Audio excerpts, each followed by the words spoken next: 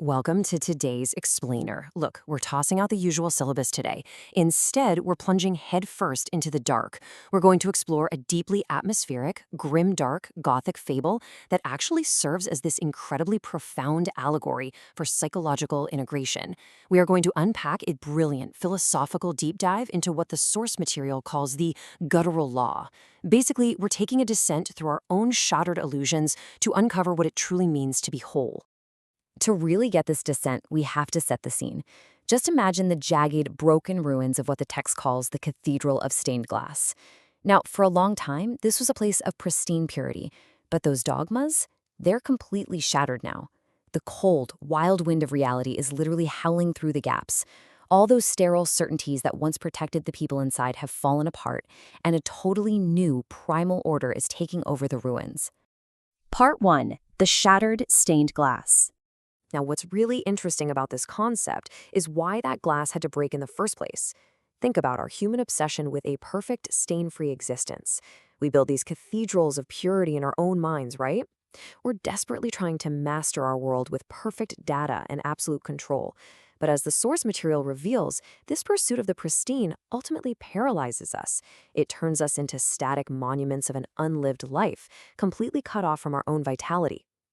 Notice the stark contrast drawn here between two opposing archetypes. First, we have the clockwork sovereign. This represents our defensive reflex. It's that illusion of mastery that ultimately just leads to digital decay and an eternity of nothingness. Against that, we have the truth-telling monster, representing the visceral, inescapable truth of our primal nature. It's grounded in the messy pulse of being and raw earth. The clockwork sovereign builds the walls, and the monster tears them down. Part 2. Enter the truth-telling monster. Well, our new ruler isn't lurking in the shadows anymore. He's sitting right there on the desecrated altar, actually wearing the tattered silk robes of the high priests and the hood of the Pale Inquisitor. He's here to establish the new guttural law. Let's look at what this creature actually represents.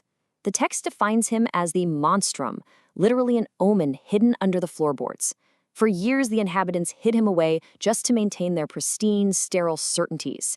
But the monster argues that he's only considered a beast because he has the courage to display his hunger on the outside. Meanwhile, the so-called pure humans carry their repressed hunger like a hidden cancer on the inside, masking the whole thing with a hollow chanting of dead languages. But here's the twist. If you look at his eyes, they don't belong to some mindless beast. They belong to the jester judge. The source calls this the phallus, the empty bellows. This is the mocking jester who laughs out loud as our static monuments crumble into the mud. It represents a vital psychic openness. Because the jester carries absolutely no heavy marble blocks of duty, he embodies an unburdened emptiness.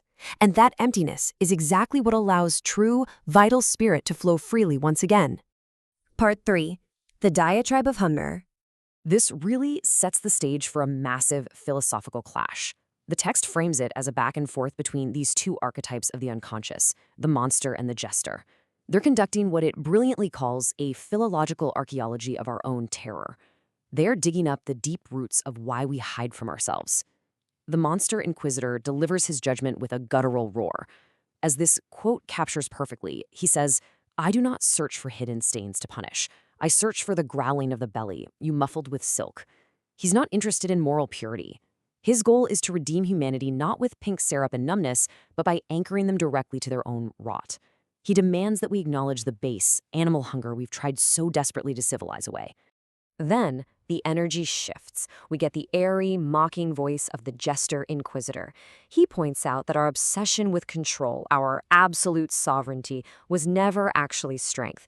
It was merely a Faustian fist, a defensive reflex against the totally unpredictable wind of life. By seeking perfect purity with a razor-sharp quill, we essentially just carved ourselves into paralyzed statues.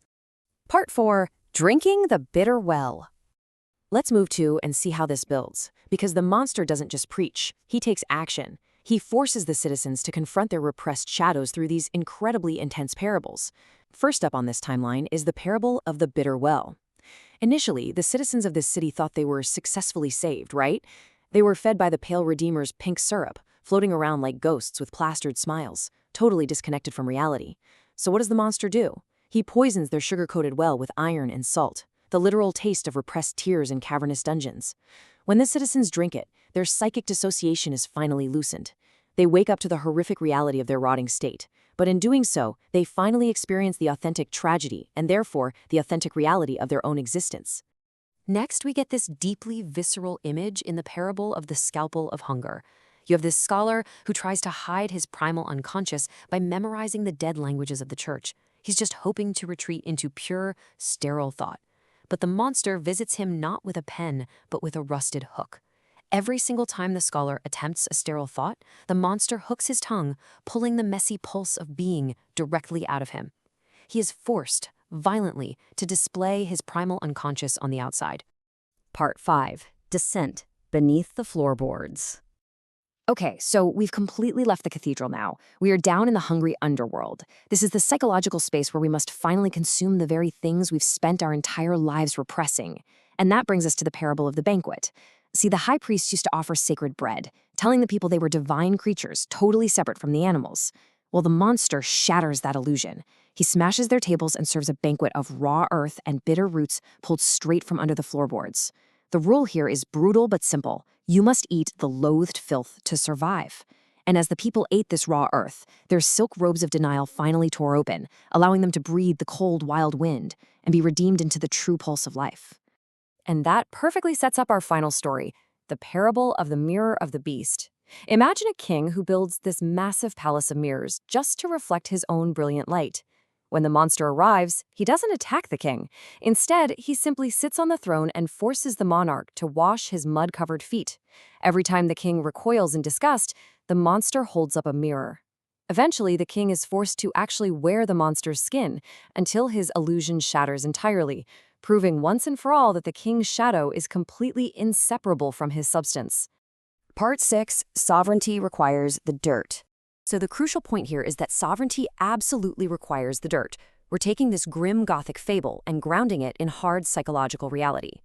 The truth-telling monster is the ultimate catalyst for what Jungian psychology calls individuation. This is the process triggered by the violent return of the repressed shadow. All our attempts at perfect mastery, absolute sovereignty, and a stain-free existence, they are illusions, and they lead straight to self-negation. True psychological growth only happens when that illusion is violently shattered, forcing the ego to finally integrate the repressed darkness it tried so hard to lock away. Let's summarize the core philosophical takeaways here, because they are honestly just so powerful. First off, sovereignty and dirt are always proportional. The higher you attempt to climb into the brilliant light of a perfect persona, the deeper your foundations absolutely must plunge into the dirt of your primal unconscious.